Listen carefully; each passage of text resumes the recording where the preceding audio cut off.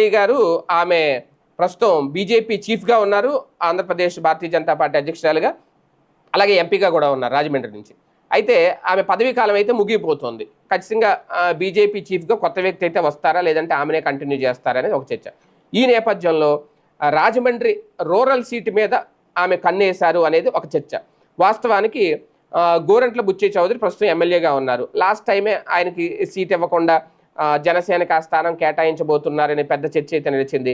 లాస్ట్కి మొత్తం మీద ఆయనే పంతం తగ్గించుకున్నారు. ఎందుకంటే ఇంకా ఆయన వయసు రీత్యా కూడా పెద్ద వ్యక్తి అయిపోయారు కాబట్టి, పైగా బాగా సీనియర్, 6 సార్లు వరుసగా ఎమ్మెల్యేగా గెలిచిన వ్యక్తి, ఇంకా ఇది ఒక అవకాశం ఇవ్వాలి అని చెప్పి మొత్తం మీదకి ఆయన ఒప్పించి అక్కడ జనసేనకు సంబంధించిన ఆయన దుర్గేష్ ఎవరైతే ఉన్నారో, కందుల దుర్గేష్ ప్రస్తుతం మంత్రిగా, ఆయన నిడదవోలు పంపించి ఆ స్థానాన్ని అయితే ఈయనకి ఇచ్చారు. అప్పట్లో ప్రస్తుతం ఎమ్మెల్యేగా కొనసాగుతున్నారు. ఆయనకి మంత్రి పదవి వస్తుంది అనుకున్నా రాలేదు. అయితే ఇప్పుడు నెక్స్ట్ ఎవరు అనేది ఇప్పుడు ఒక చర్చ.